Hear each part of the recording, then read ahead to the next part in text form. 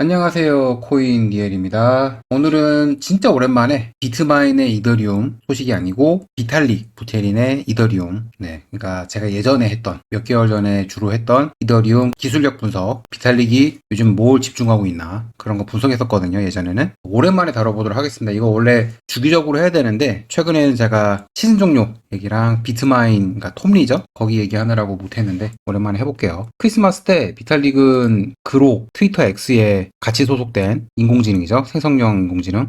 그거에 대한 얘기를 했습니다. 12월 25일. 네. 트위터에서 그록을 쉽게 호출할 수 있다는 거, 이거 좋다. 네. 그래서 트위터가 유니크하다. 이 그록 때문에 그 얘기를 했고요. 그러니까 이런 거는 그냥 일반적인 포스트인데, 이걸 크리스마스에 이런 걸 보고 있다는 게 참, 네. 신기하죠. 이 사람은 크리스마스도 없나 봐요. 네. 하여튼 이런 얘기를 했고, 그 다음 날은 유럽에 관한 얘기를 했습니다. 이거 되게 장문의 글인데, 장문의 포스트인데, 유럽에 관한 얘기를 이렇게 했고요. 몇 주 전에도 유럽에 대해서 얘기를 했습니다. 뭐 GDPR은 별로 안 좋다 뭐 이런 거 있잖아요. GDPR 저도 이거 관련해서 앱에다가 제가 다니는 회사 거기서 GDPR 관련해서 뭔가 했거든요. 귀찮습니다. 이런 여러 가지 정책들, 그러니까 그런 제한들이 너무 많아요. 유럽 쪽은 항상 뒤처집니다. 미국에 비해서. 근데 비탈릭이 하고자 하는 얘기가 뭐냐? EU의 규제 과잉, 관료주의, 그리고 선택적 인도주의, 그렇죠? 네, 뭐 난민 뭐 받네 안 받네 이런 거 있잖아요. 그런 문제가 있어요. 세계 어느 곳이나 문제가 있지만 유럽 자체가 전부 다 잘못되진 않았다. 그게 내용입니다. 요약을 하자면 그 내용이에요. 이 장문의 포스트 그리고 여기 예전에 썼던 거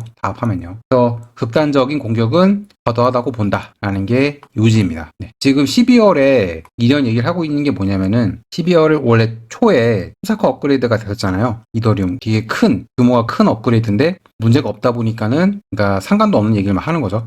거기에 문제가 있었으면은 그거 관련해서 아마 바빴을 겁니다. 비탈릭이라든지 개발팀이라든지 바빴을 텐데 문제가 없다 보니까는 되게 다양한 것들을 보고 있네요. 네. 그래서 문제가 없다. 후사커 업그레이드는 문제가 없다라는 게 결론이고요. 이더리움 노드 프로그램 소스코드 사이트 왔고요. 실제로 1.16.7 이거 제가 영상으로 다루는지 모르겠는데 이게 11월 4일 날 올라가고 후사커 업그레이드를 위한 마지막 소스코드였습니다. 그런데 이게 올라가고 나서 더 이상 준비되는 게 없고요. 잠시 이제 연말까지 쉬고 그 다음에 다시 진행을 하겠죠. 그래서 신규 개발은 아직 안 보입니다. 그래서 제가 예전에 비트마인 이더리움 다루기 전에는 매번 이렇게 새로운 버전이 나올 때마다, 그러니까 이더리움 블록체인을 말하는 겁니다. 이더리움 블록체인에 새로운 버전이 나올 때마다 소개를 시켜드렸어요. 지금은 좀 휴식기를 가지는 것 같습니다. 그리고 이것도 지금 비탈릭의 포스트고요. 되게 내용이 어려운데 피어다스라고 이게 이번에 후사커 업그레이드에 들어간 새로운 개념입니다. 이더리움 블록체인의 새로운 개념이고 전부 다 연두색인 걸로 봐서는 문제가 없다라고 보는 게 맞습니다. 네. 그래서 후사커 업그레이드는 성공적으로 되었다.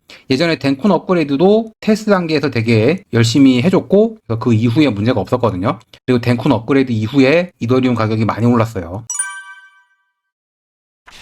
개발이 가격과 상관관계가 없다라고 하는 사람들도 있는데 저는 그렇게 생각하지 않습니다. 개발이 망하면은 가격이 훅 떨어집니다. 그런데 개발이 잘 되면은 서서히 올라갈 수 있는 발판이 됩니다. 네, 그만큼 진행이 잘 되고 있다는 것을 증거로 보여주기 때문에요. 이번에 후사커 업그레이드 들어간 그 가스 리미트 상향한 거. 가스 리미트를 상향을 하면은 수수료가 싸집니다. 네, 이거 때문에 계속 올리는 거고요. 이게 상향을 한꺼번에 못 올리는 이유가 보안적 문제도 있고 여러 가지 문제가 있기 때문에 그런 겁니다. 네. 그래서 지금 후사커 업그레이드 이후에 파란색은 예전 버전이고요. 노란색은 현재 6천만일 겁니다. 6천만. 가스 리미트가 바뀌고 있고요. 네. 그래서 그 점유율이 바뀌고 있고, 실제 지금 퍼센트를 보면은 거의 90%에 육박하고 있습니다. 그래서 대부분의 노드들, 90%의 노드들이 이제는 새로운 기준으로 새로운 후사커 업그레이드 소스코드가 반영된 노드로 돌리고 있다라는 게 지금 보여지고 있고요. 아무런 문제가 없습니다. 아주 잘 되고 있어요. 이것도 그 후사커 업그레이드 들어간 60M 가스 리미트 5,050만, 5,060만 정도로 계속해서 진행이 되고 있습니다. 그러니까 이 말은 최대 60M, 6천만의 가스 리미트가 적용이 된 모습이죠. 제대로 다 되고 있는 겁니다. 이거는. 여기 보면 블롭스라고 되어 있는데 블롭은 레이어 2에서 넘어온 트랜잭션들입니다. 이게 합쳐진 거고 이더리움 트랜잭션 하나에서 한꺼번에 처리가 됩니다. 약간의 상식이었고요. 그리고 원래는 양자저항을 오늘 얘기했어야 되는데 특히 양자저항이 정말 중요합니다. 왜냐면 이게 비트코인에도 영향을 미치기 때문에 양자저항 실패하잖아요? 그럼 비트코인 떡락하는 거는 불보듯 뻔합니다. 그래서 분명히 준비가 돼야 되고 이더리움이 먼저 더 준비가 될 것 같고요. 네, 왜냐하면 비탈릭이 이거를 굉장히 중요시하게 여기고 있고 계정 추상화와 함께 처리가 될 겁니다. 그래서 양자 저항, 그러니까 양자 컴퓨터에 대한 저항입니다. 네, 이더리움은 2028년까지 급하게 처리하겠다고 비탈릭이 갑자기 이거 바뀌었어요. 원래는 제가 전에 영상으로 만들었었는데 2030년까지 괜찮다라고 하다가 제 생각에는 인공지능이 발달 속도가 지금 빠르잖아요. 그래서 인공지능이 양자 컴퓨터 개발하는 데 도움을 줄 수 있다라고 판단을 한 것 같아요. 그래서 이더리움 양자 저항이 제대로 들어갈 거고요. 뭔가를 발견한 것 같다라고 저는 개인적으로 생각이 듭니다. 비트코인 양자 저항이 더 문제예요. 제가 소스 코드를 중간중간에 보거든요. 그러니까 비트코인도 블록체인이 있잖아요. 소스 코드가 있습니다. 공개됐고 볼 수 있는데 너무 지지부진합니다. 그래서 양자 저항을 과연 할 수 있을까? 저 개발자들로 가능할까라는 게 저는 개인적으로 의문이 들고요. 그래서 개발 속도, 개발 환경, 개발자 수 이런 거 보면은 비트코인이 너무 딸려요. 이제는 5년 전이면 모르겠는데 그래서 저는 비트마인의 톱니가 왜 이더리움을 선택했는지 알 것 같습니다. 솔직하게 얘기해서. 좀 심하게 얘기하면은 이더리움이 비트코인을 역전하는 날이 올 수도 있겠다는 생각이 들어요. 이걸 보고 있으면은. 네. 그거는 그냥 제 개인적인 생각이고요. 양자적은 제가 따로 다루겠습니다. 이거 영상 따로 다룰게요. 이걸로 해야 될 말이 너무 많기 때문에 따로 다루도록 하겠습니다. 이더리움은 레이어 2, 레이어 3가 엄청나게 활발하게 진행이 되고 있고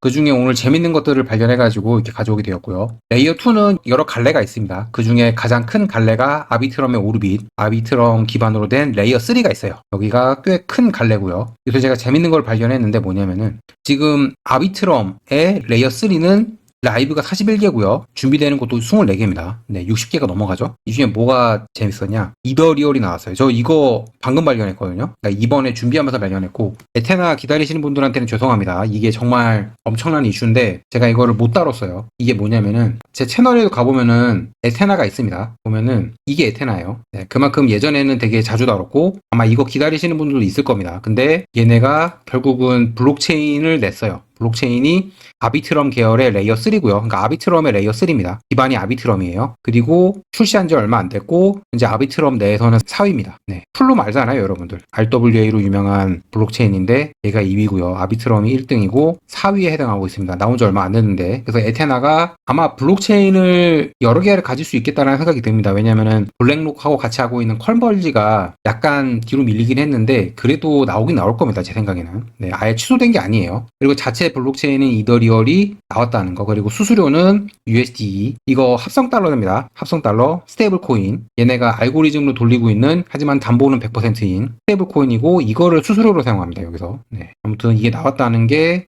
큰 시소식이고 원래는 에테나 영상으로 다뤄야 되는데 못 다루고 있습니다. 죄송하고요. 그거는. 이더리얼 들어와 보면은 이거는 아비트럼 레이어 3죠. 밸류가 계속 올라가는 거 보면은 그래도 잘 진행이 되는 걸로 보입니다. 투자자들이 계속 들어오고 있는 거예요. 블록체인 내로. 그리고 제가 알기로 이 이더리얼 블록체인 내에서 선물 거래도 하는 걸로 알고 있습니다. 하이퍼리퀴드처럼 선물 거래 잘 진행이 되면 좋겠고 USDE가 수수료로 많이 사용이 됐으면 좋겠어요. 개인적으로는. 네. 그래서 지금 이거는 그 이더리얼 블록체인이 잘 돌아가고 있다는 거를 차트로 보여주고 있는 거고요. 실제로 카운트 수가 그러니까 계좌죠. 계좌 수가 늘어나고 있습니다. 점점. 네, 아직 많진 않아요. 근데 늘어나고 있고 트랜잭션도 계속해서 발생이 되고 있고요. 아마 선물 거래 계속 될 거라고 생각을 합니다. 그래서 잘 됐으면 좋겠어요. 개인적으로는. 가스 소비도 계속 되고 있고요. 이더리얼 블록체인에 관한 여러 가지 정보가 이렇게 있습니다. 그리고 이게 아마 선물 거래 여기도 있을 겁니다. 자체 거래소가 있어요. 이 블록체인 내에.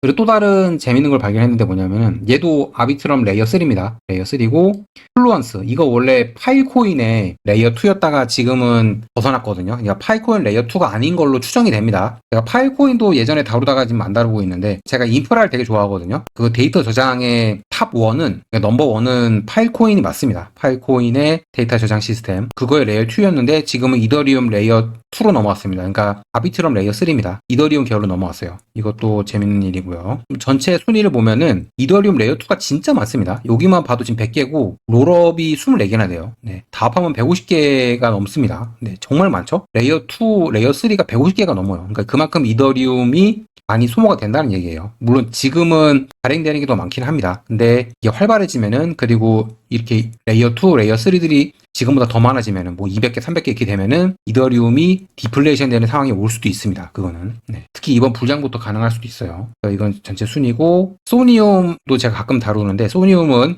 그 플레이스테이션 만드는 일본 회사입니다. 소니. 거기가 운영하고 있는 블록체인이에요. 네. 제가 그때 이것 영상으로 다루면서 우리나라 삼성이나 SK는 안 하나 막 그 얘기 했었는데. 네. 그리고 월드체인 이거 오픈 AI 샘 알트만 있잖아요. CEO. 그 사람이 하고 있는 사이드 프로젝트입니다. 그게 지금 여기서는 3위예요. 블록체인 3위. 월드체인이라고 합니다. 그거를. 그래서 이더리얼이 여기서 15위예요. 100개 중에 15위. 생각보다 상위권이고 좀 놀랐습니다. 나오자마자 네, 상위권이다라는 거. 그래서 에테나 지금 영상 기다리시는 분들은 좀만 기다려주세요. 네. 시즌 종료 아닌 거 확인되고 그리고 비트마인 잘 가는 거 확인되면은 그러니까 이더리움 가격이요. 그 다음에 알수불장은 올 거고 그때 온도 파이낸스랑 에테나 많이 다루겠습니다. 이런 기술력 영상은 뒤로 갈수록 어렵거든요. 또 아마 오늘 준비한 것 중에 가장 어려운 내용일 것 같습니다. 이더리움 재단 그리고 비탈릭은 128비트 증명 가능한 보안, 그러니까 보안을 더 늘리는 거거든요. 그거에 관한 준비를 하고 있고 이게 2026년의 목표입니다. 오늘의 주제예요. 오늘의 주제가 이제 나왔네요. 네. 이게 그 관련된 블로그고요. 128비트 보안, 네, 큐리티 보이죠? 이거를 제가 요약을 했습니다. 요약을 하면 어떻게 되냐면은 128비트 보안, 그쵸? 영지식 증명으로 스마트 컨트랙트 실행되는 게 GK-EVM이에요. 네. 지금 이더리움 레이어 1도 이걸로 밀고 있고요. 비탈릭이 이더리움 레이어 2도 전부 다 낙관적 롤업에서 영지식 롤업으로 바꾸라라고 오더를 내리고 있어요. 실제로 이더리움 레이어 2는 비탈릭이 내려는 오더를 따라야 됩니다. 네, 그런 가이드라인을 따라야 돼요. 영지식 EVM이 성능 문제는 해결이 됐습니다. 영지식이 원래 느렸거든요. 근데 이제는 성능이 빨라져가지고 성능 문제는 없고요. 보안 문제가 남았고 그래서 128비트 보안 수준을 2026년에 완료한다고 합니다. 2026년 말까지. 네, 그래서 128비트 보안 수준까지 되잖아요. 지금은 아닌데 이렇게 되면은 공격자가 위조 불가가 됩니다. 그래서 이더리움 레이어 2까지는 해커가 블록체인, 그러니까 이더리움 레이어 2 블록체인을 건드리는 일은 없을 것 같습니다. 요약된 내용이고요. 그래서 오늘 이더리움 관련된 내용 이렇게 오랜만에 비탈릭과 그리고 비탈릭이 주목하는 것들 2026년 목표, 이더리움 개발팀과 비탈릭의 목표 그것도 한번 다뤄봤고요. 그래서 앞으로도 네, 종종 이렇게 이더리움 기술력 관련된 거 영상으로 만들어서 알려드리도록 하겠습니다. 물론 비트마인과 이더리움 관련된 영상이 더 많을 것 같긴 해요. 네, 그럼 다음에 또 봐요. 구독과 좋아요 부탁드립니다. 감사합니다.